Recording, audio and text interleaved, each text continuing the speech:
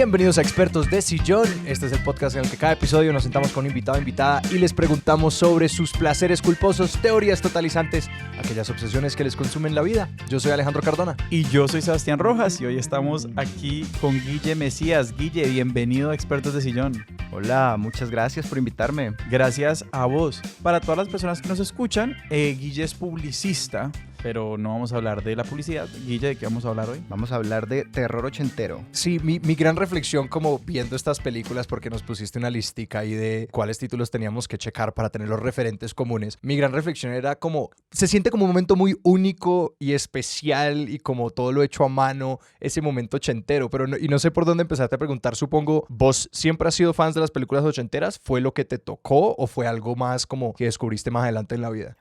Eso fue una serie de eventos desafortunados uno tras otro que me enganchó en ese mundo. Definitivamente los 80 fueron una época pivotal en muchos aspectos. El terror no fue la excepción. Yo llegué a este subgénero por mi historia de vida. Bueno, todos somos caleños. Yo crecí en el centro de Cali. Mientras todos mis amiguitos del colegio estaban en unidades y salían a jugar fútbol y veían la perubólica y todo, pues yo crecí en el centro. Mis papás trabajaban en el centro, entonces les quedaba más fácil ahí. Y pues no tenía acceso a ese sinfín de contenidos que pasaban en los canales peruanos y en Banje y en todo eso. Entonces ahí mi papá, como para reponerme, me llevaba a la videotienda y me alquilaba muchas películas de Betamax, muy seguramente sin cerciorarse de que fueran aptas para niños. Ajá. Y entonces una de las cosas por las que más destaca este tipo de películas es el arte de las carátulas. Total. Entonces yo me daba una vuelta por la videotienda y de una veía cosas alucinantes, o sea, unas carátulas súper, todo era en ilustración en ese entonces. Claro. Y decíos, uno iba pues por la góndola y había un pelado amarrado a una silla que le están clavando una brocheta y la película se llama Happy Birthday to Me, algo así.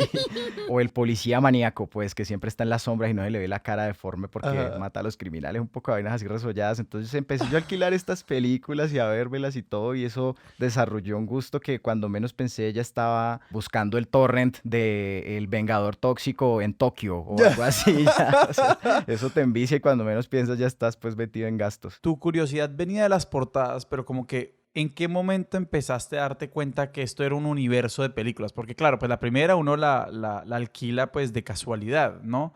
Pero cuando empezaste a decir, como no, es que este es un tipo de película que a mí me gusta y digamos, tal vez lo empezaste a buscar. Yo creo que cuando hubo con qué comparar. Al principio, digamos que ese era el acceso que yo tenía, entonces pues ocasionalmente me veía la película de turno de Disney que estuviera en ese verano en cines ahí pirateada, o me veía una de terror, o la siguiente Viernes 13, o me veía una de acción, y entonces ahí como que ya empezaba uno a tener un referente de cuáles son exactamente las películas que pertenecen a este género de terror ochentero. Ya un poquito más grande uno empieza a notar un montón de elementos clave que las diferencian por décadas, porque realmente si algo distingue al género de terror es que cada década tiene su sello, su particularidad, y entonces ya cuando has empezado a ver un poco más ya distingues las de los 80s, de los 90s, de los 2000 muy fácilmente, no solamente en términos de los efectos especiales, que pues digamos es lo que destaca a la vista en un principio, sino en temáticas, en si están basadas en libros, en si son remakes de películas clásicas, que es una tendencia mucho más moderna.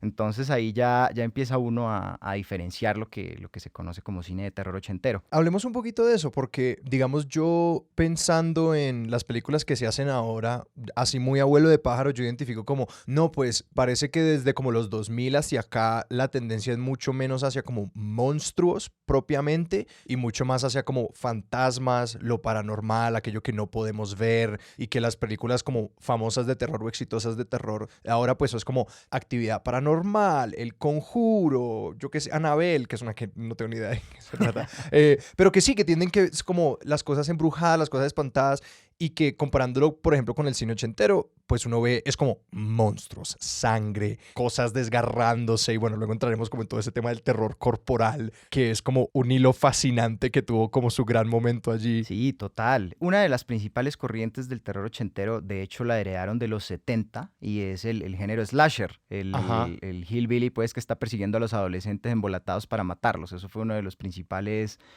tendencias setenteras. Y el gran ícono de eso es la masacre, ¿cómo es que se llama en español? Masacre en Texas. La masacre en Texas. Masacre ¿Y esa en es de los Texas. 70s? 70s? Sí, alcanzó a comenzar en los 70, igual que The Hills Have Eyes y muchas Ajá. otras que son como en la misma onda, ¿no? Como un grupo de jóvenes o una familia se pierde en el desierto y llega una familia de hillbillies caníbales a cogerlos uno por uno. Sí, sí. Entonces eso se heredó, pero se transformó un poquito en los 80 y lo que realmente hizo que cogiera fuerza esta tendencia slasher fueron pues sus principales exponentes, Freddy, Jason, Chucky. Esos Ajá. son los que, digamos, todo el mundo tiene, pero hay cualquier cantidad de películas slasher que se hicieron en esa época, digamos, una por festividad gringa. Había una película de Bloody Sí. Valentine, había una película de las que les decía del Happy Birthday, había de cualquier cosa, pues. Sí, sí, sí.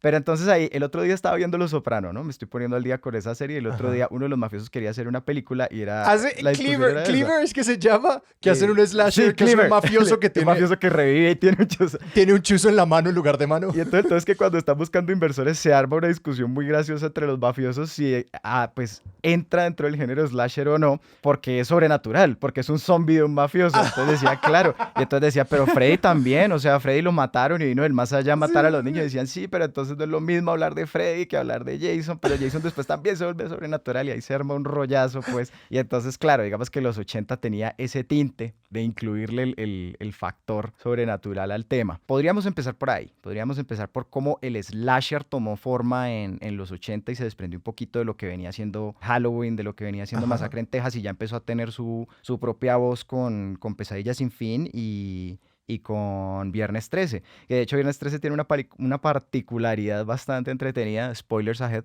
y es que efectivamente la 1 es completamente natural, puro y duro. Ujú. Viernes 3 es la historia de Jason Voorhees, que es el que tiene la máscara de hockey y él mata gente. Y yo no me las he visto, pero entonces en la 1 él es un ser humano corriente que mata gente. Las películas se tratan de un campamento, entonces ahí van a pasar el spring break o lo que sea Ajá. y los adolescentes fumando hierba y todos cachondos y toda la cosa. Sí, sí, Y sí. entonces, Todo el moralismo que se todo espera el de esa moralismo, era. exactamente.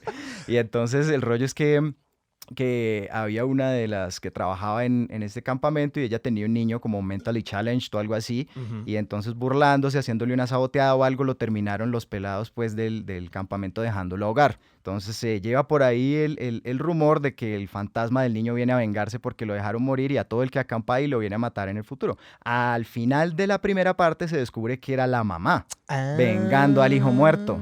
Y entre la última sobreviviente de la matanza de la mamá, le cortan la cabeza y eso hace que el verdadero Jason despierte y salga del lago. Ah, o sea, el hijo muerto resucita para ahora vengar a la mamá que lo estaba vengando a él inicialmente. Correcto. Ok, fascinante. Entonces de ahí para arriba sí empezamos con el tema sobrenatural, pero la 1 técnicamente hasta el momento en el que el cadáver sale del agua, era completamente natural, pero ahí ya empieza el elemento. Ya. Mientras que la Coca-Cola de la Pepsi, pues Freddy Krueger, ese siempre es sobrenatural desde el momento cero. Ese sí es un pedófilo que la ley por algún motivo, por algún loophole deja libre y no lo pueden condenar y todos los papás de los niños abusados le prenden fuego y entonces el man vuelve del más allá todo quemado para vengarse de que tomaron justicia por su cuenta atacando a los niños en los sueños, que es el único lugar donde los padres no los pueden defender. Entonces sí, Freddy es el que tiene la cara quemada y los dedos largos hechos de cuchillos. Sí, tiene una mano de cuchillos. Ok, sí, sí, sí. Entonces, hay una diferencia fundamental entre Viernes 13 y Pesadilla sin fin, y es que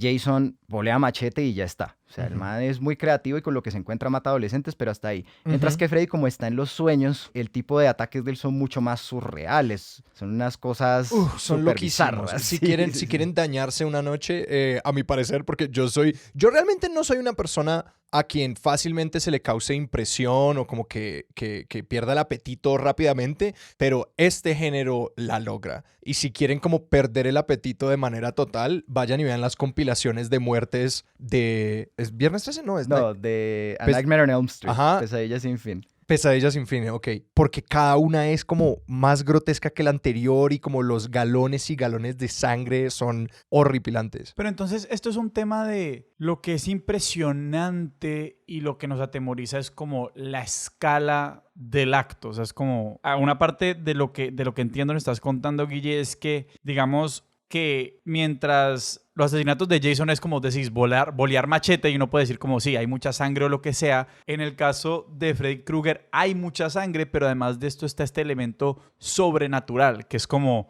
wow, pues porque uno dice, no, pues si no quiero que me maten en un campamento fácil, no voy a un campamento. Pero ya como... pues que alguien se me mete en los sueños sí es un No poco duermo. mal viajante, ¿no? Sí, Sí. es bastante invasivo. Y de hecho, sí, de hecho el tema de Freddy que lo hace ligeramente más popular es ese, ¿no? Que no hay manera de escapársele. O sea, se ve la ansiedad de los personajes en las películas cuando descubren que los atacan los sueños para mantenerse despiertos. Entonces eso, pues, maluquea el cuerpo humano un montón, o sea, caparotas de sueño. Entonces, claro, ahí él mantiene la ventaja por todos los lados. Sí, yo quiero como conjeturar frente a esa pregunta, Sebas, de como lo que nos asusta, porque viendo estas películas yo siento que hay un elemento grande de no solamente la búsqueda de como de terror o de miedo, como que hay un placer visual ahí muy presente, porque las películas se salen de como de pues lo verosímil de las maneras de morir y todo esto, y que lo que parece para mí estar en el centro es como una curiosidad por cómo podemos explorar distintos efectos, mostrar como muchas maneras distintas de morir, y que Freddy es un gran ejemplo porque usando esa mecánica de los sueños, ellos no están restringidos realmente a nada, como que uno de pronto ve un personaje que se ve transportado a otro lugar. Anular las leyes de la física. Exactamente. Bueno, ahora vamos a ver cómo una persona es como una mujer se transforma en una cucaracha y luego la aplastamos, que es la que más me perturba de todas esas. Yo creo que si existe un top de muertes de Freddy, esa es la número uno indiscutible, sí. Esa es la que le gusta hacer pesas en la 4 y se empieza a imaginar que las pesas se le vienen encima y le parten los brazos y le salen las patas de cucaracha y está en una trampa para insectos gigante.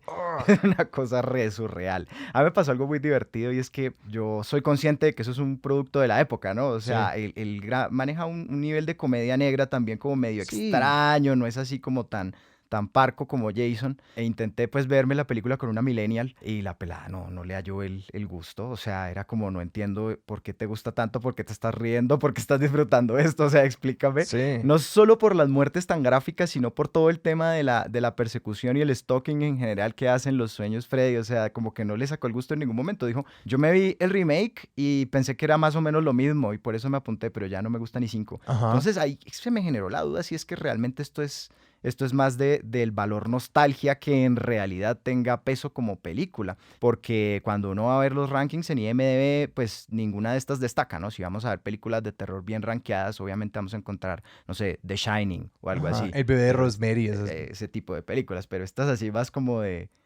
culto, por así decir. Ajá. Creo que Evil Dead sería la excepción, que es tal cual así, ridícula, sangre, impacto, y aún así está súper bien rankeada. Y que porque Evil Dead parece ser como muy... Esa es la como más cómica de todas, me pareció. Como que uno ve al protagonista como gritando y gritándole a los monstruos como ¡te voy a coger! Como un montón de cosas que es como... Parece tener una conciencia como un poco adelantada a su tiempo de lo que está pasando. Que en esa... Realmente Evil Dead sencillamente es como este man Ash, Bruce Campbell, luchando contra monstruos, como que parece ser realmente la premisa. Esa no la logré, no la alcancé a ver, pero sí, es decir, cómo entender esa película en ese contexto, porque sí parece casi que ser una parodia mientras que pertenece al género totalmente. Así es. El tema con Evil Dead, y yo creo por lo que ha tenido tanto éxito la trilogía original como la nueva serie que salió ahorita, como todo el universo que ha creado a su alrededor, Ajá. es precisamente esa, que es como muy self-aware. Sí. Como que los manes saben a lo que van, saben que uno, o sea, se lo disfrutan y como que te transmiten un poco eso, te hacen parte del grupo. La primera parte la hizo, bueno, Sam Raimi, el director de las Spider-Man, Ajá. cuando era más bien jovencito, creo que fue incluso un proyecto universitario, Bruce Campbell era su amigo de universidad, Wow. tenían 2 pesos, se los gastaron en toda la sangre falsa que hay en esa película y el maquillaje es terrible, pero aún así logra tener un buen impacto, o sea, la película es muy básica, la cabaña en el bosque, los amigos van a pasarla, descubren el libro de los muertos, leen unos pasajes y abren un portal a la dimensión infernal y de ahí uno por uno Ajá. empiezan a caer. El último que sobrevive es Ash, efectivamente, y luego pasa algo muy extraño y es que la película tiene tanto éxito que deciden hacer una secuela y la secuela es básicamente un remake porque vuelven a contar el mismo escenario de ceros, pero ya con el actor, con Bruce Campbell, mucho más empoderado de su papel. O sea, en la primera era Sí. uno de los adolescentes, en la 2 ya es prácticamente Jim Carrey haciendo cualquier cantidad de chistes y valiéndose del Ajá. humor físico como si estuvieras viendo a los 3 chiflados, una cosa ya surreal. Ajá. Pero la película sigue siendo muy miedosa. Entonces es una combinación bastante extraña del man haciendo payasadas con los zombies persiguiéndolo y sangre por todos lados. Sí. Y entonces al final pasa pues la épica marca del terror ochentero y es que se le posee una mano, se la tiene que cortar y en el muñoncito se pone una sierra y de ahí en adelante ya esa es su arma predilecta para matar a los Deadites. Y entonces ya ahí estamos rayando en unos niveles de, no sé cómo llamarlo, pero pues es bastante divertido de ver. Sí, y en la tercera ya todo se va al carajo porque lo teletransportan al pasado y él está en la Edad Media luchando con zombies en la Edad Es Media. mi película favorita.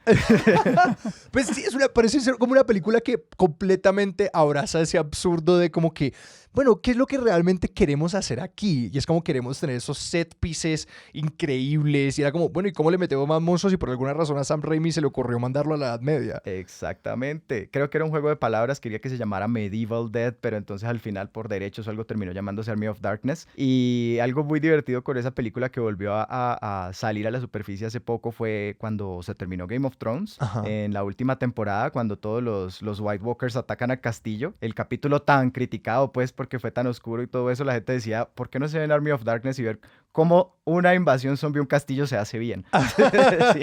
Pero hay una pregunta sobre esas películas. Estas películas fueron éxitos de taquilla en su momento, ¿cierto? Sí, sí, sí. Sí, creo que en ese entonces la única forma de considerar la película exitosa era si lograba traer gente a los cines. Claro, como no contaban con internet ni nada y el dinero que tenían para promocionarla, digamos ATL, pues, de hacerle Claro. billboards y todo esto, pues era bastante reducido. Entonces fue muy de reviews positivas, muy de voz a voz, entonces empezó a generar curiosidad y empezó a volverse un éxito de taquilla. Cuando la segunda salió ya la consolidó por completo y pues yo creo que la tercera ya fue un poco más por hagamos lo que se nos da la gana. Claro, claro. No, es que se ve ese salto en presupuesto además entre una película y la siguiente, como que en la primera película, o sea, es una película fantásticamente bien hecha, como este tipo es un gran cineasta desde el comienzo, la creatividad y el trabajo de cámara y todo es perfecto, pero sí en ciertos momentos yo decía como que esa cámara ni siquiera está enfocada.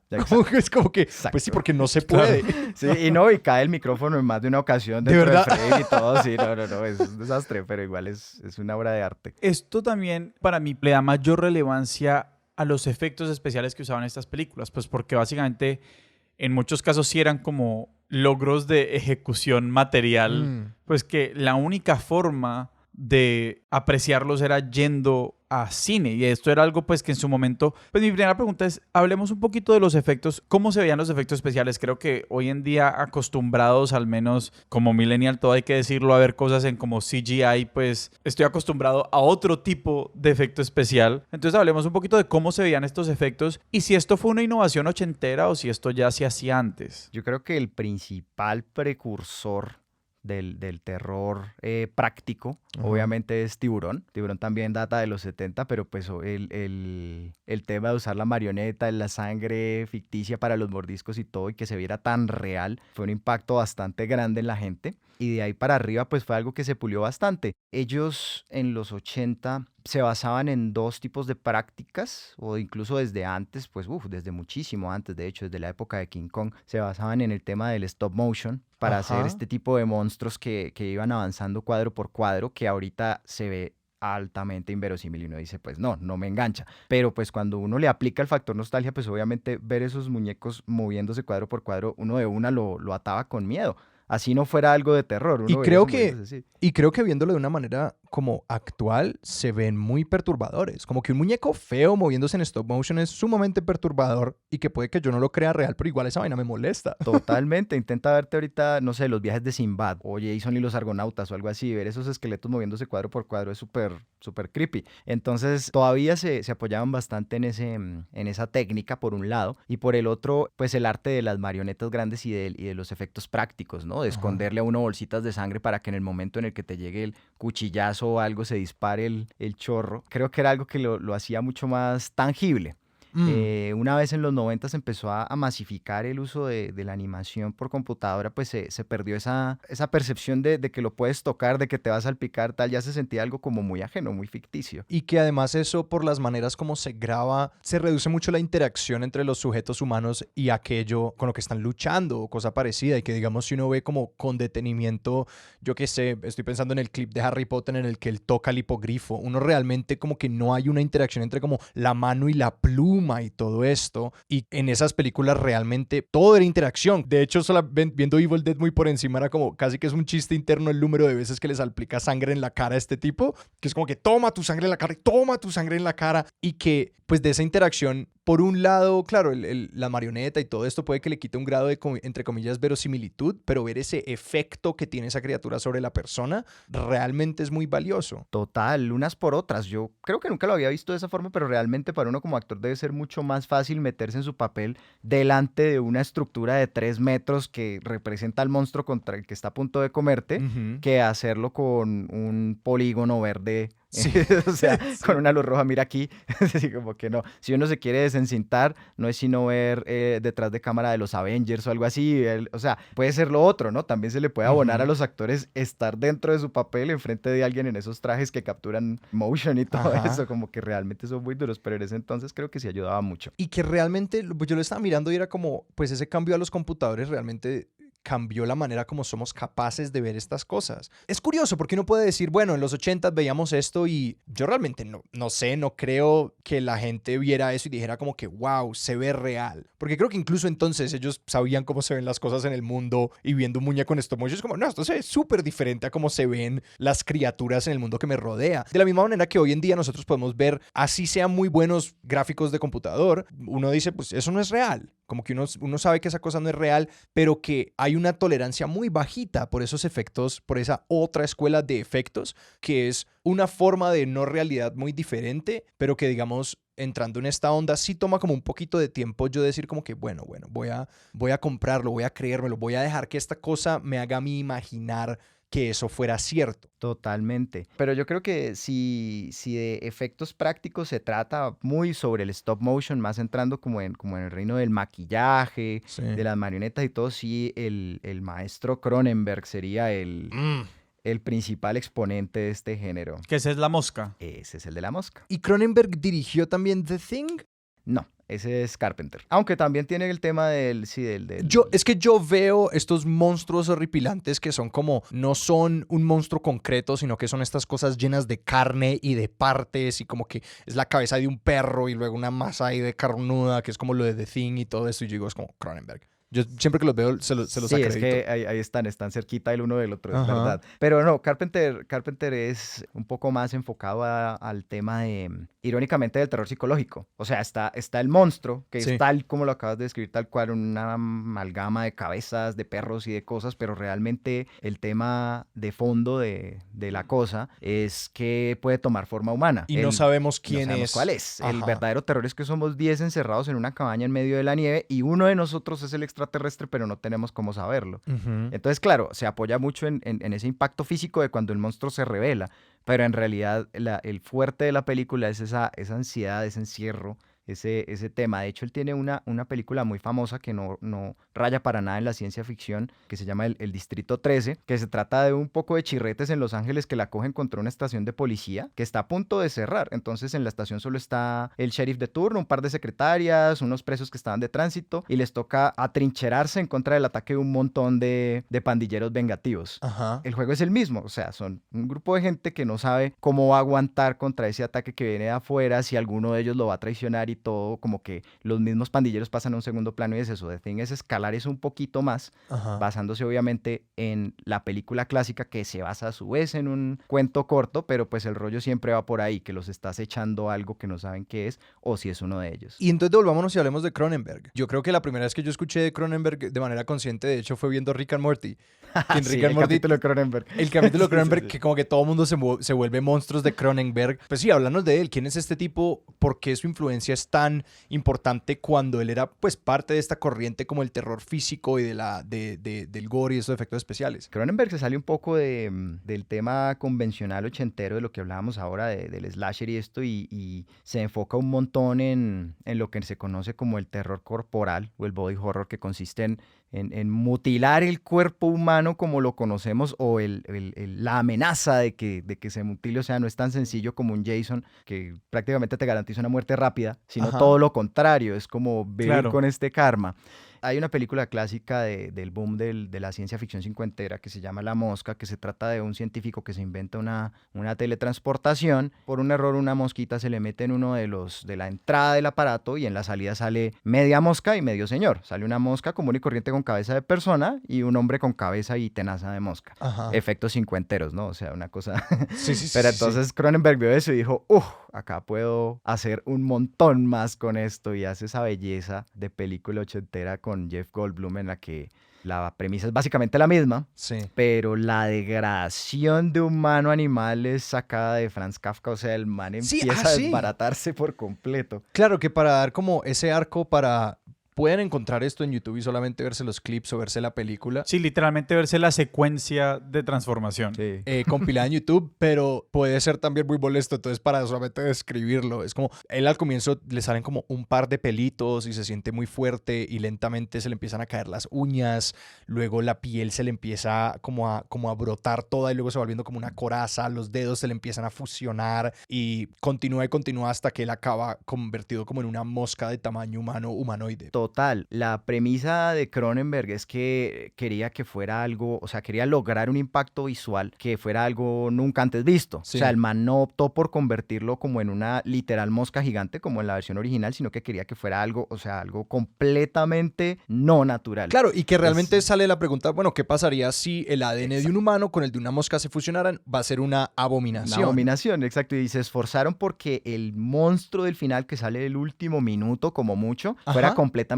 asimétrico. O sea, que no tuviera ningún tipo de correspondencia a lo que uno suele ver en la naturaleza, pues 2 brazos, 2 piernas, 2 tenazas, yo qué sé. O sea, lo esforzó para que se viera de la forma más unsettling posible. Que incluso es como un ojo es más grande que el otro, una pinza de la boca es más grande que la otra. Y de hecho en eso encontré como un poco la respuesta a la pregunta que tenía, que era como que pensando en la cosa, en The Thing, no hay esta como... Pues sí, la cosa te mata y se puede luego convertir en ti y asimilarte, pero es casi que algo que pasa cuando ya estás muerto. Mientras que lo que pasa en Cronenberg, porque también estaba viendo clips de Videodrome, que era como los cuerpos como combinados con tecnología, que es también una cosa súper repugnante. Es como, no, le está pasando a tu cuerpo en vida y tú tienes que ser el monstruo. Como que tú tienes que vivir con ser el monstruo mientras que mantienes tus facultades humanas. Exacto. Y ves como a los ojos de los demás te van deshumanizando cuando por dentro sigue siendo el mismo, hasta que te empiezan a hacer dudar. Eso no es sino copy-paste de otro material, como ustedes ya saben, pero pues le funciona bastante bien. Pero claro, y además, igual la estructura de la narración también cambia, ¿no? Porque por un lado estamos hablando de una película, digamos, de suspenso, donde el miedo viene de, bueno, me van a matar, o como a quién van a matar después, y digamos, ponerle efectos a la muerte, o esas peleas, básicamente, esos enfrentamientos, mientras que aquí ya se mezcla este tema también psicológico de, bueno, ¿qué es habitar este cuerpo que ya no es reconocido como humano por los otros cuando todavía me sigo sintiendo humano?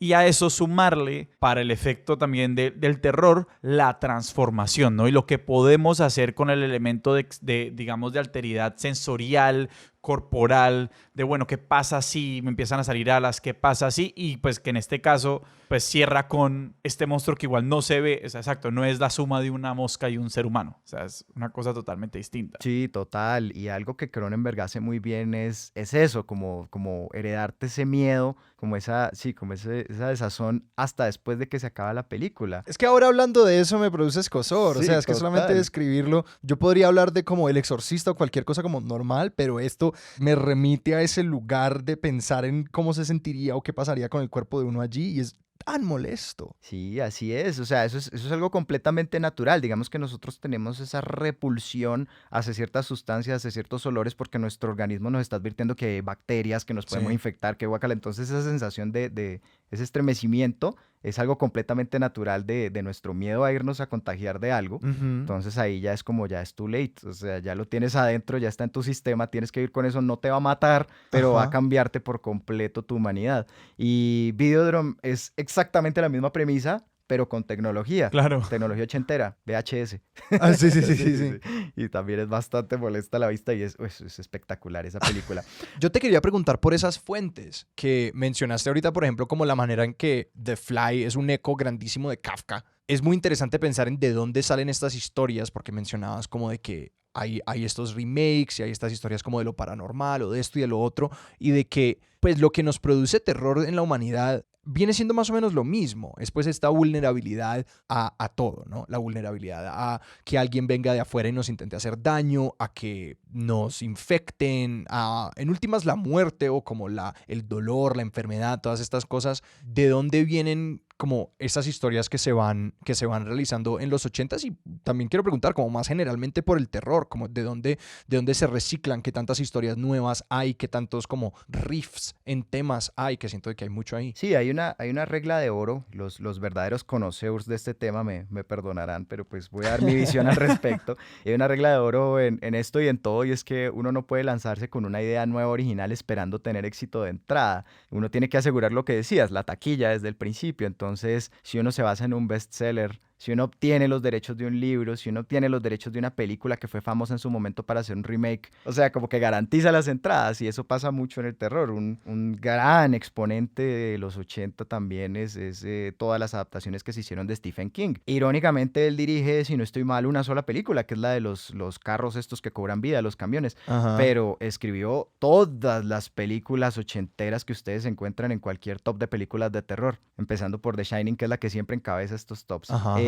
Siguiendo, no sé, por Christine, Los Niños del Maíz, o sea, cualquier cantidad de películas que salieron que eran basadas en bestsellers del hombre, y algún productor decía, esta película va a vender porque este libro es famoso. Esto se ha hecho toda la Claro, vida y claro. hasta el sol de hoy. Luego todo lo que hablábamos del moralismo en estas películas slasher, que las víctimas siempre son jóvenes que andan en las malas juntas, por decir. Sí. Y que no necesariamente se conecta con la manera en cómo mueren, como que muchas veces es como que ellos murieron por razones completamente desconectadas a lo que estaban haciendo. Como que ellos sencillamente estaban en una cabaña con los amigos, pero vean, estaban fumando porro. Como que, y de alguna manera por eso es que murieron. Totalmente, así es. Y también tenemos como todo el panorama de lo que estaba pasando en ese entonces, ¿no? Y está todo esta subcultura del género zombie, que de pronto quise dejar un poco por fuera de esta charla porque daría para otra hora completa, pero pues está todo el tema de que estábamos en Guerra Fría, entonces el comunismo era como que a todos nos lavan la cabeza y nos vamos para el mismo lado como zombies. Sí. Entonces ahí se aprovechaban de eso y lo representaban de esa manera, o si no... Que digamos, pues, Dawn of the Dead es de los 80s. sí, y no es coincidencia Ajá. que sea en un mall. O sea, no es coincidencia que los sobrevivientes se atrincheren en un centro comercial. Está haciendo Sí. pues el tema de, Claro. de que nosotros estamos ahí como bobos con las compras y eso. Ajá. Entonces, esos son diferentes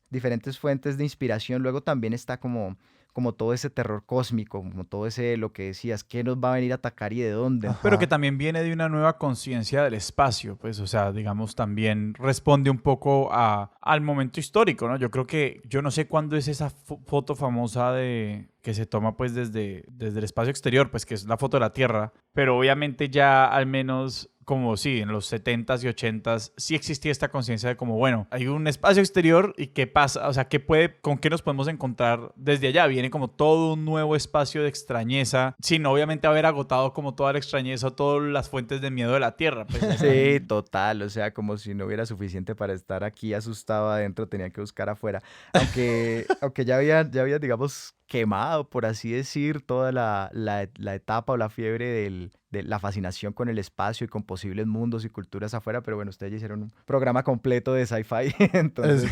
Pero Alien también es una de esas películas como ochenteras de terror corporal, ¿no? Setentera. La primera alcanza a estar en los 70. De la 2 en adelante sí aplica.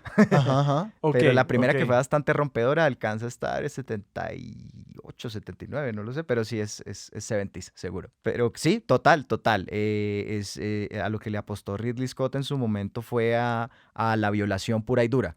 O sea, el monstruo, el facehugger que se te pega a la cara, te inserta ese monstruo por la boca y lo gestas obligado dentro de ti hasta que cuando ya está listo se abre campo por tu tórax y todo eso. O sea, Ajá. es un tema de sentirse invadido, tal cual como el de Cronenberg a su manera. Sí. Solo que este sí te mata. Creo que en Alien hay otra pista de como lo que hace ese terror ochentero, muy ochentero, y me ayudarás a definir esos parámetros, porque por ejemplo, con las películas de terror con las que yo crecí, que eran, yo no sé, para mí como que El Aro era como la gran película de miedo. El Aro es la gran El película Aro. de terror. Sí, de como cuando yo tenía, no, pues cuando yo era adolescente era como, ¿si han visto El Aro? Y era como, no, yo no he visto El Aro. Que eran pues mucho de no ver, mucho del acecho del monstruo, mucho de cuándo es que va a aparecer, pero que las apariciones de ciertos monstruos son contadas. Recuerdo la película como Boogeyman, que no recuerdo de qué año es, pero es una película de terror no muy buena, que recuerdo haberla disfrutado hasta el momento en el que mostraron al Boogeyman al final. Que cuando la mostraron fue como que, uy, Se te cae todo. se Sí. cae todo, Sí, sí, se sí. cae toda. Así Como que en el es. momento en el que lo veo se cae. Contrastar eso con una película como Alien, donde de hecho el placer está en ver. Como que lo que quiero es ver a este monstruo, el monstruo aparece y aunque el alien en su última etapa siempre esté como en las sombras y en todo esto, hay un tema de que uno realmente sí ve el monstruo, uno ve los contornos del monstruo, uno lo ve, tiene su acercamiento y tiene unas tomas largas encima de él, como refleja la luz y todo esto. Y es un monstruo como increíble de ver, que creo que es algo que como en esa época se ve muy bien, como que ellos querían mostrar estos efectos especiales, quieren que tú veas como tomas largas de estos monstruos corriendo y andando por ahí, interactuando con los actores y todo esto. Sí, pero no es algo barato de lograr, ¿no? Por ejemplo, para el ejemplo que dices de Alien, haber tenido que jalar a un personaje como Giger para que Ajá. diseñara esa belleza de monstruo. O sea, es una vaina que se cranearon muy bien y que le han hecho copy-paste en 40.000 películas de ahí en adelante. Claro. Entonces, sí, es algo muy bien trabajado para que en el momento en el que lo reveles realmente cumpla tus expectativas. Sí. Volviendo un poquito a Carpenter, al monstruo de la cosa, por ejemplo, lo empiezan a mostrar desde el principio. En los primeros Totalmente. minutos de la película ya está asimilando un perro y ves los tentáculos y todo. Pero claro, en esta no se basa en eso. O sea, no es la fuente de terror absoluta el monstruo, sino el otro tema. Entonces ahí como que juegan a dos bandas también. Pero también el hecho de que lo muestran muy temprano es como, este es el destino que te espera. Como Ujú. que si te conviertes en esta cosa, pues ahí es donde va a acabar tu materia, ahí es donde va a acabar tu cuerpo, vas a ser como parte de este monstruo, entonces como que genera lo que está en juego para el resto de la película. Totalmente. Y uno tiene como esa ambigüedad, lo hablábamos al principio, pero uno dice, ¿será que me morí? ¿Será que ya no tengo conciencia? ¿Será que sigo siendo parte de eso de alguna manera? Sí, es bastante heavy. Hay otra película también muy clásica que también explota eso, es una que se llama The Stuff, que hacen un postre con una sustancia del espacio y también empieza como a comerse a la gente y a cambiarla y una cosa así toda horrible. Algo salido de Rick and Morty también, hay ¿cómo se llama? Hay un te lo resumo muy bueno de eso, si de pronto ver el canal de te lo resumo y ahí lo pintan bastante. Y es como eso, ¿no? Sí, como cómo te interrumpe la existencia, qué es lo que te espera en un futuro, estás presa de ese tema. Y yo creo que también es algo que hace parte de Evil Dead y de otra que también es muy emblemática, porque si hablamos de Freddy y de Jason no podemos dejar al tercer hermano por fuera y es a Hellraiser. Que esa no la he visto, dame te lo resumo. Hellraiser, que también tiene un te lo resumo muy bueno, de hecho, de toda la saga, porque han sacado 40.000 y se perrateó horrible, pero pues en principio era una idea bastante buena de un libro muy bueno también, de hecho, y es que cuando abres la puerta al infierno, solo que en esta no es como en Evil Dead, que es un libro, sino que es una cajita que parece un rompecabezas, la dimensión infernal está plagada de gente que es masoquista y que disfruta mucho, o sea, le saca mucho placer al dolor, y entonces al volverse los espantos o los Cenobites que se llaman de este otro mundo, pues quedan condenados a sufrir eternamente y a buscar ese placer en el dolor. Entonces sus versiones espantos, por ejemplo, el principal es este Pinhead, que es uno que tiene puras agujas en la cabeza por todos lados y entonces tiene la piel pues abierta con ganchos y todos sus amiguitos también tienen como ese tipo de cosas así como de manipulación corporal, que es lo que les permite estar en este dolor y en ese placer perpetuo. Y realmente pues es una premisa bastante interesante. La primera es muy buena, porque los manes están como en un segundo plano, realmente es una especie de drama familiar y uno de ellos está jugando con la cajita y por ahí va la cosa y los manes están es como en el fondo, pues como tras bambalinas viendo todo lo que pasa y de la segunda en adelante ya toman center stage y ya pues se pierde un poquito como ese misterio, ¿no? De verlos detrás de todo y entonces ya entiende uno más qué es lo que está pasando con esta dimensión infernal y esta gente que le saca gusto al placer. Hablemos de esas secuelas, de como esa secuelización sin fin de estas películas, porque digamos con las de Evil Dead, como que tiene todo el sentido del mundo y va viendo cómo se expande y en la segunda película logran más y más y tales, pero que también, y pues obviamente hay un público para todo y hay gente que le fascina verse las 24 películas de Hellraiser o las que sea que hayan y tales, y eso es un deporte de duración en su propio género. Sí, o sea, como desde la producción y como desde la creatividad, ¿por qué pasa eso? Pues como que mi primer instinto es como, bueno, hay un público y son baratas de hacer y son baratas de ver también, como que no te piden mucho como público. Ese es el factor clave, son baratas. ¿Por qué existen 40.000 versiones de Saw? Porque lo único que necesitan es alquilar una bodega y sangre falsa y ya estamos listos. Ajá. Realmente el tema está en que haya público. O sea, siempre seguirán secuelizando hasta que la gente ya diga tuve suficiente. Luego habrá hiatus y luego cuando es posible tomar una siguiente generación, entonces vuelven y lo retoman. Por eso siguen saliendo y siguen saliendo y siguen saliendo hasta el punto de que ya no se puede hacer una secuela más. Entonces esperan un tantito y ya hacen un remake de la original. Y también está el tema de la nostalgia, ¿no? Hay un momento en el que, claro, hay una pausa, como decías, y de pronto volvemos a lo mismo cuando el grupo o el cohorte que lo vio por primera vez está lo suficientemente viejo para decir como, uy, no quiero revivir esto. O sea, ¿qué tanto juega un papel la nostalgia en esta como eterno, como que estoy escuchando aquí mucho de remakes? Entonces eso me genera curiosidad. El tema de los remakes es bien curioso porque hay unos ejemplos, o sea, si uno diría existe una regla de tanto tiempo prudente para hacer un remake de esta película que pegó en su momento, ya existiría un remake de Aro, por ejemplo. Ya estamos en horas hace tiempos. Que fue en sí mismo un remake. Sí, que a su vez era una versión gringa. Ajá, de una película una japonesa. japonesa. Pero con estas, el tema es lo que acabas de decir. Esperamos a que la generación que lo vio de pequeña tenga una edad para decir, listo, me interesa ver a ver qué están haciendo con esto, así sea para despotricar de esta nueva versión, pero Sí. me la veré, invertiré en ella de alguna manera. Todos pasaron relativamente cerca, ¿no? Hubo un remake de Pesadilla sin fin, un remake de Masacre en Texas, un remake Ujú. de Chucky incluso, y Ujú. cada uno más terrible que el anterior y con menos alma, pero pues ahí están, porque la gente se los ve, porque sabe que existió ese personaje en algún momento, tal vez le tocó la 3 o la 4, pero pues lo tienen presente y garantizan taquilla, o al menos descarga ilegal. Pero no sé cuál tenga el título, creería que es Jason, porque Jason sí realmente hizo como 12 o 13 antes del remake, Pesadilla sin fin acabó un poquito antes. Dios mío. Sí. Sí. Pero cuando las ves, son películas muy extrañas. O sea, como que no distingues entre las primeras porque todas son igualitas, pero de repente empieza a aparecer en el espacio Ajá. y después se cruzan, entonces ya se conocen los dos en el mismo canal, los Picapiedra y los Supersónicos. O Sí. sea, unas vainas así re locas, que genera como el universo de los monstruos, por así decir. Te quería preguntar por cómo vos, con quién ves estas películas o cómo las compartís, porque siento que gran placer de estas películas viene de discutir lo buenas que son, lo absurdas que son, uno cómo las ve, qué se esperaba, qué no se esperó, como que hay tanto... Son películas muy sorprendentes al final del día porque es un mundo como un poco en el que todo va, como que todo se permite. Entonces, ¿cómo compartir estas películas con otras personas? El goce de realmente consumir este tipo de contenidos es el debate posterior. Eso sí es clarísimo. Sí.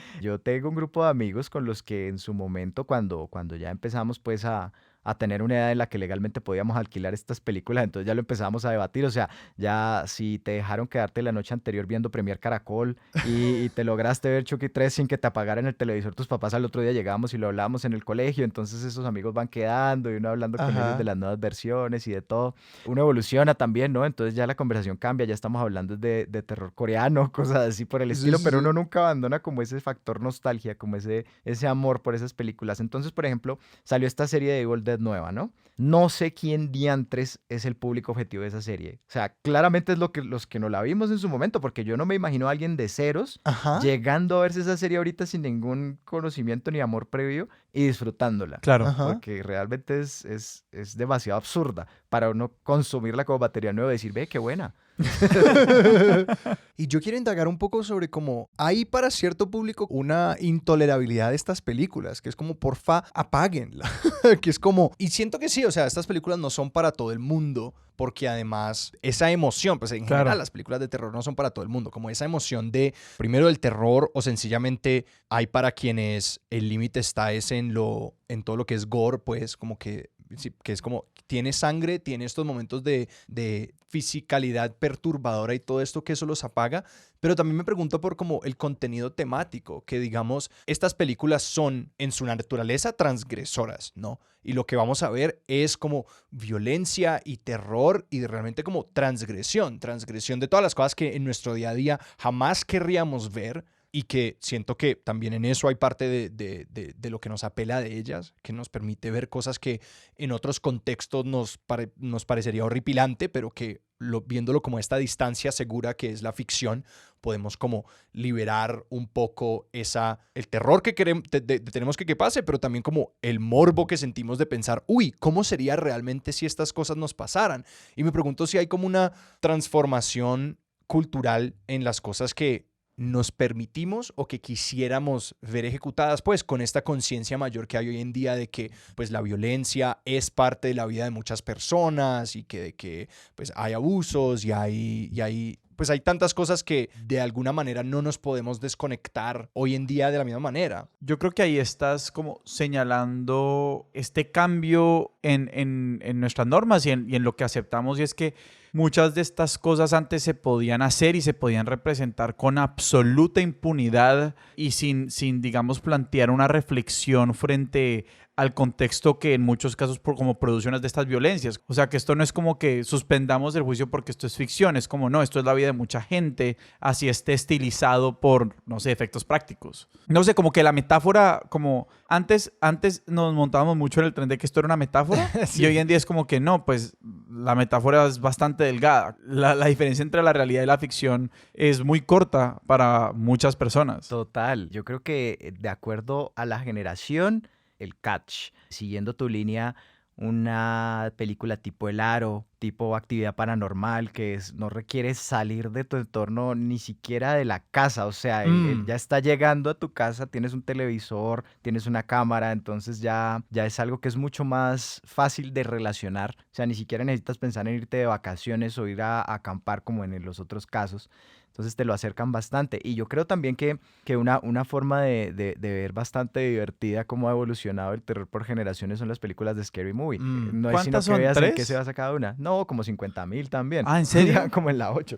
Pero pues es muy divertido porque, digamos, la primera es de Scream, que es Sí. como el renacer del slasher, o sea, el slasher está presente desde el principio de los tiempos, pero es en Scream que vuelve a tener como ese segundo aire, ¿no? Dejamos por completo de lado lo sobrenatural y ahora estamos hablando que uno de nosotros es un psicópata porque vio mucha televisión, porque tiene acceso a armas fácilmente en Estados Unidos, etcétera, etcétera. Entonces ahí también está pues el otro tono. Y entonces está eso, ¿no? Como que lo asocias. Luego ya viene la siguiente que es de Grudge. Entonces también está pues el tema del fantasma que tienes en tu casa, del espanto que no necesitas irte a ningún lado para que te persiga, ese tipo de cosas. Pero si algo definitivamente marcó ese género ochentero que tuvo tantos exponentes, fue como que se fueran siempre over the top. O sea, que lo exageraran al máximo en términos de sangre, de todo. O sea, incluso las más discretas, por así decirlo, también utilizan unos visuales muy impactantes. Digamos que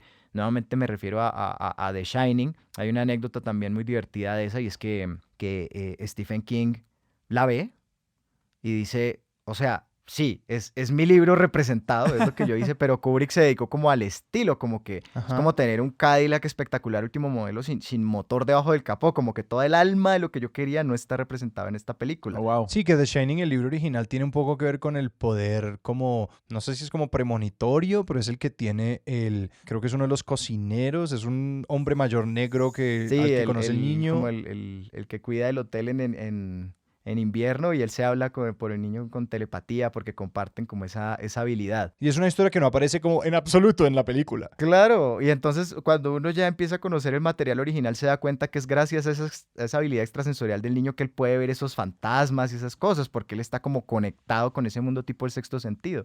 Pero uno se la ve y uno no entiende nada de eso. Uno ve a un niño que tiene telepatía que es completamente irrelevante para la historia de un man que se está volviendo loco matando a la familia. Claro. Sí, y después resulta que todo está conectado, pero sí usan como esos visuales así impactantes, la escena en la que se abre el ascensor y sale una oleada de sangre. Sí. O sea, como Y era que algo en la película de Kubrick es completamente críptico. Como que uno se ve esa película y yo me acuerdo de haberme la visto y era como, no sé si entendí, como que no sé qué acabo de ver, pero pues tuve miedo. Me acuerdo de haberme la visto con varios amigos y todos acabamos como tan asustados y que yo hoy en día digo como, yo no entiendo, yo ni siquiera como... ¿Cómo entendí lo suficiente para haber estado asustado en esa película? Sí, Era como yo no sí, entendía total. nada de lo que estaba pasando. Pero creo que también ese es otro lenguaje del terror, ¿no? Y es como simplemente generar esta confusión, este nivel de confusión y desorientarte de tal manera que quedes con esta idea de como, ¿qué está pasando? Pues porque una es simplemente como la sorpresa, el otro es simplemente como el miedo de las consecuencias de lo que le puede pasar a uno, como el miedo a morirse, el miedo a que te mate algo desconocido, pero esa idea de simplemente esto es muy intrigante y no entiendo qué está pasando, es otro como registro del terror que creo que también se echan mucho mano, pues obviamente todas estas películas ya también como de actividad paranormal y posesiones y todas estas vainas. Pero yo tenía una pregunta por eso, yo tenía una pregunta por un poquito considerando el género más amplio del terror. ¿Vos hoy en día sos de películas de terror? No tanto. Hace poco me vi una relativamente nueva que era de los mismos españoles que hicieron REC y también de una chica poseída y me pareció bastante interesante, pero entonces yo me daba cuenta que la estaba disfrutando por ser una película de terror moderna que asusta. Su verdadero valor diferencial era que es una película de ahora, no era que fuera viejoso. Yo dije, todavía están haciendo películas de terror buenas.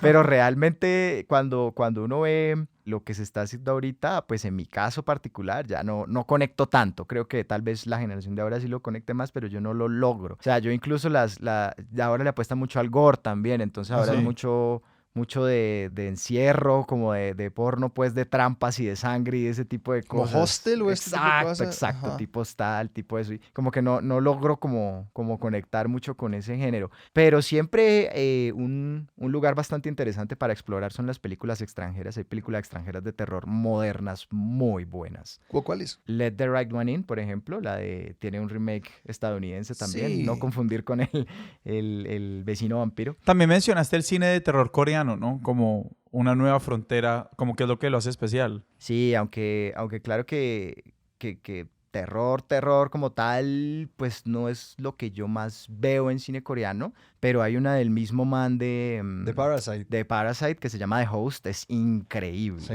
es buenísima y es pues bastante básica y bastante directa, es básicamente la familia de Parasite contra un monstruo, Sí, o sea, sí. y los mismos actores y todo, uno no deja como Y de que hacer tiene la el rollo de comparación. que logra, yo no la he visto aún, pero que tiene como este rollo de que logra que la película sea sobre la familia, como de Sí. sobre cómo esta familia se mantiene junta en la pugna y como pues claro, el monstruo es sencillamente la gran excusa para que la familia tenga que luchar con alguien. Exacto, volvemos a lo de las metáforas y esto, entonces Sí. ellos están ahí como intentando llevar un mensaje un poco más allá de lo que uno está viendo, pero es súper entretenido. Y para vos ese mensaje es como esencial para lo que estás viendo, porque me sorprendió un poco que, digamos, dijeras que Hostel es como que, porque sí es muy diferente, pero creo que visto de inmediato es como nos has contado, bueno, que te gustan esas películas donde está este espectáculo del desmembramiento y todo esto, pero Hostel, si uno la ves, yo la vi pedacitos, es muy diferente, como que se siente un sabor, un tono, un color muy diferente, aunque tiene esta corriente común de pues es gente que la está pasando muy mal con su cuerpo. Exacto, yo creo que ahí la diferencia principal, o al menos en mi caso, el factor diferencial que hace Ajá. que no conecte con estas y con otras sí, es que en las clásicas es una consecuencia, o sea, realmente es algo que tiene que estar ahí, pero es como una consecuencia de otro tipo de factores que están jugando en este momento, mientras que yo no sé, pues tal es como la causa. Claro, O es sea, es para como eso, es está la... pensada para eso. Ajá. Sí, sí, entonces como que pues no son. No, sí son terribles. O sea, yo intento decir, sí, me disfruté la primera tal vez, pero no, Sí, sí, sí. realmente nunca me la repetí, incluso, en cambio estas otras me las he visto 40 veces. Y el uso y el abuso como de no hay necesidad de buscar más allá, el corrido de la teja es uno, o sea, gente con Ajá. plata que puede darse el lujo de ir y torturar pelados. Entonces, claro, ahí como que ya es demasiada realidad. Claro. O sea, como que demasiado, tú dices, eso es factible, eso está pasando fácilmente, Claro, ya no me lo claro. disfruto. O sea, ya no la logro porque ya es algo a lo que estoy expuesto en la vida real. Sí, sí. Entonces, como que no. ¿Y ves algunas de estas películas como, no sé si no sé cuál es la palabra para ponerle a esto, pero como con gula, como de sencillamente me la voy a ver porque sí, de esta como, y esta película no tiene nada más allá de como una vaina visual horripilante que digamos estoy pensando en Reanimator, Oh, que claro. es, no recuerdo el director, pero yo la vi alguna vez y es como la película más mal viajante que me he visto por alguna razón, es tan perturbadora que es una película sobre cómo, sí, pues básicamente la gente se inventaron un suero para revivir a la gente, pero cuando la gente revive súper mal, como vueltos unos monstruos y unos zombies horribles, pero que digamos para mí esa es una película cuya razón de ser son esos monstruos y es esa sí, lo sangriento y los monstruos y todo eso, como tenés algún modo de ver esas películas que permita como, vean, esta película no hay nada, pero me la voy a ver y me la voy a gozar. Sí, realmente Reanimator, por ejemplo, es un ejemplo de ese terror Lovecraftiano que es como del poquito más allá, pero en realidad no quieren que te desveles mucho con el más allá, Sí, sino con sí, lo sí, que sí, sí, pasa sí, cuando sí. lo traes para el más acá. Ajá. Entonces es bastante impactante a la vista, pero a su vez tiene un gramito de diversión, o sea, un espacio no es completamente solemne. Claro. O sea, el tema de que uno revive una cabeza y la cabeza esté por ahí, creo que esto no lo puedo hablar bueno, pero la cabeza hace cosas horribles Es que ahí mientras estoy la sostiene viendo... el resto del cuerpo, y entonces uno es como, ok, no, esto es demasiado divertido Sí. como para preocuparme por el mensaje detrás, entonces creo que ahí aplicaría lo que dices como el verme de mero morbo. Es que creo que ahí hay una vaina muy esencial y es esa palabra que dijiste, como de ese tono como solemne y lúgubre y pesado. Que estas películas, por ejemplo, quedándome como Hostel para seguirle dando palos a ver películas. Es como, sí, una película que en su tono, como es el tipo de película que si uno se riera en el cine, a uno lo mirarían súper rayado. Pero que uno si se riera en la película de los 80s, la gente sería como, pues sí, lo entiendo, ¿no? Como esa cosa que uno voltea y uno dice como que, oye, tienes razón, esto es muy chistoso. Totalmente, y yo creo que ahí radica tanto el éxito de Evil Dead, de que uno tampoco se puede tomar ese género completamente en serio y Ajá. descubrir que una dosis de comedia en las películas de terror es bastante saludable. Sí. Y uno dice, ¿cómo le vas a insertar comedia? O sea, te vas a insertar por completo, pero funciona.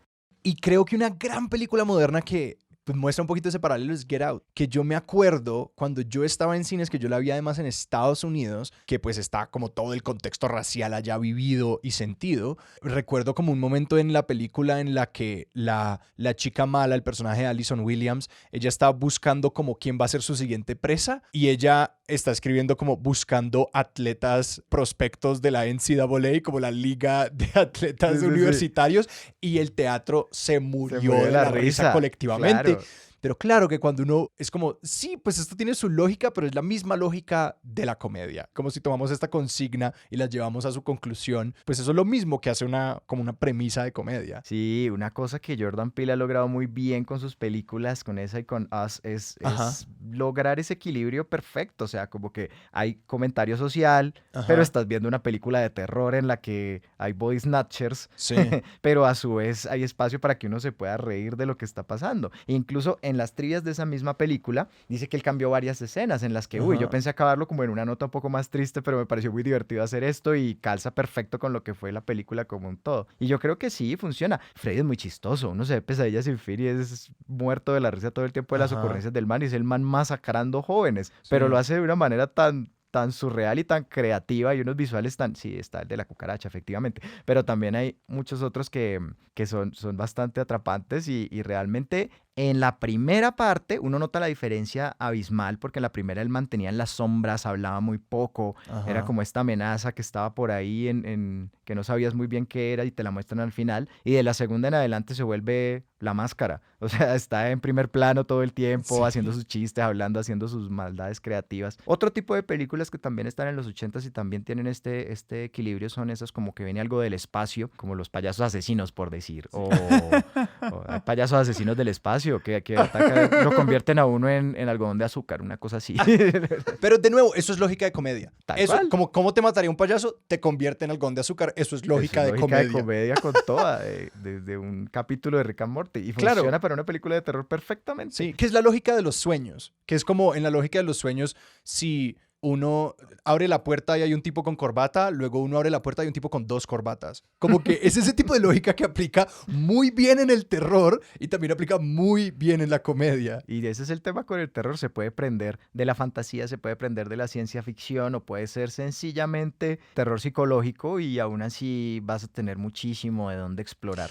Es que estoy pensando en algo que dijo Mike Nichols, este director como de Catch-22 y películas americanas, que en algún momento le estaban intentando meter como por la puerta trasera que él grabara Who's Afraid of Virginia Woolf a color. Porque él dijo, yo quiero hacer esta una película en blanco y negro.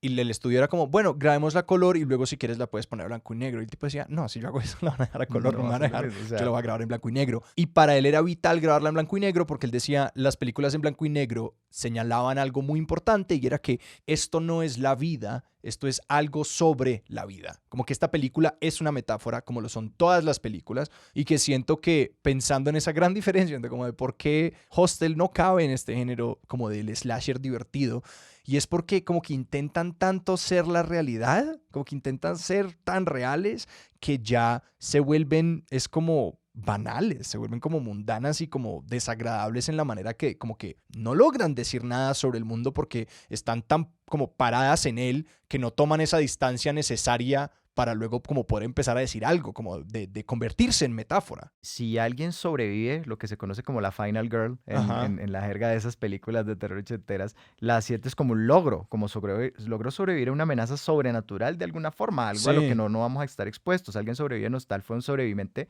pero fue una víctima. Fue como la pasó requete mal, Uf, o sea, no sí. siento ningún triunfo, es como pobrecito. Sí, es Ojalá lo como, hubieran matado más fácil, para que no claro, sufriera.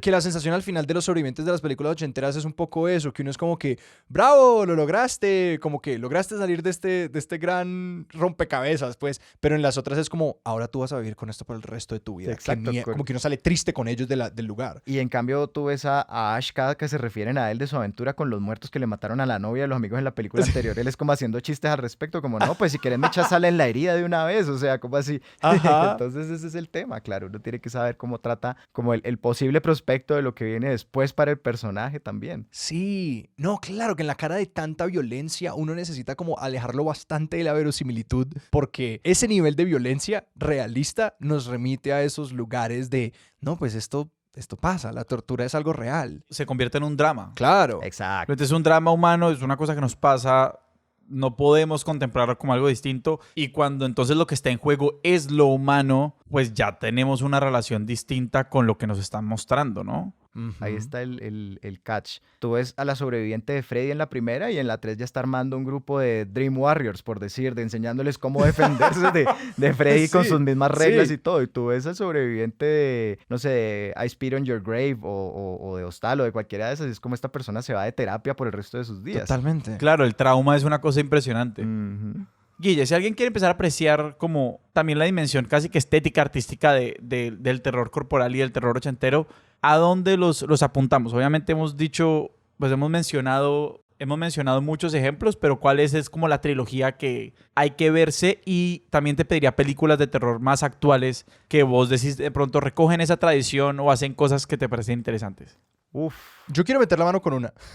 ¿Cuál Yo recomendarías vos? quiero meter Cabin in the Woods. Sí, y ese es un excelente ejemplo. Porque Cabin in the Woods, explícala vos. Bueno, Cabin in the Woods tiene una particularidad y es que ahí está involucrado el tema de sátira y a su vez de tributo. Ajá. Porque, no, pero este es massive spoilers y si los vamos a recomendar de Cabin in the Woods no les podría contar. Pero el tema de Cabin in the Woods es que coge todos los clichés de estas películas, de los Ujú. jóvenes que se van a hacer obscenidades y a fumar hierba y tal, y a ser expuestos a una vaina sobrenatural, pero desde un punto de vista que te va a volar todas las expectativas de lo que va a pasar a continuación. O sea, no estás viendo una película ochentera, pero el hecho de que no la estés viendo, si eres fan de ese género, te va a hacer amarla más. Sí. O sea, el que te hayan engañado, extrañamente te va a hacer amarla más Sí. todavía. Sin dañarla, Cabin in the Woods es como, si recomendarles una película sería mandarlos a un restaurante, Cabin in the Woods es el buffet. Sí, exactamente, el sampler. Sí, es el Tendría sampler, un poquito sí. de todo, tal cual. Ujú. Eso sería un referente de ahora, de lo que podría hacerlo a uno amar este género. Y si yo diría, tienes que conectar con los clásicos de alguna forma, sería la primera Pesadilla sin fin, Ajá. la segunda Viernes 13, que es la Ok. la del verdadero Jason, Claro. y Gremlins. Gremlins. por sobre cualquier otra, porque Gremlins, aunque pasa raspandito dentro del género del terror, porque realmente no es gore, no empiezan a bajarse uno por uno a todos los personajes, hasta lo que solo queda un sobreviviente, tiene los elementos, ¿no? Tiene los elementos de efectos visuales, Sí. tiene los elementos de levedad, pero también tiene su trasfondo. Pero eso es un poco para niños, ¿no? No, Gremlins. Gremlins no es para niños. Ok. O podría serlo, Yo no creía, sé. yo creía que es una película de niños. No necesariamente. Ok. El muñequito al que le regalan al personaje principal al principio sí es muy tierno y es como Ajá. un teddy bear y toda la cosa, pero sí le advierten que no debe darle comida después de la medianoche, que no lo debe mojar, que no debe Ajá. hacer un poco de cosas y obviamente se le van las luces con todo eso y él se empieza a reproducir en unas versiones más monstruosas de él. Ajá. Y entonces esos gremlincitos que son los malos de la película empiezan a reproducirse como locos hasta que empiezan a matar a todo el pueblo. Tiene todos los elementos para una película de terror ochentera. O sea, y creo que no abusa del gore, no abusa como otras cosas que ya tendrías que tenerle un poquito más de gusto, tipo La Mosca o The Thing. Entonces sería una buena entrada a las drogas. Ahí. Después ya quedan enganchados y ya quedan, como les decía, buscando el torrent la última versión de Halloween que nunca salió. Guille, si la gente te quiere seguir a vos y a tus proyectos en redes, ¿a dónde los podemos apuntar? Pues al YouTube. Ahí tengo un canal de YouTube que se llama Guille Mesías. Ahí me encuentran los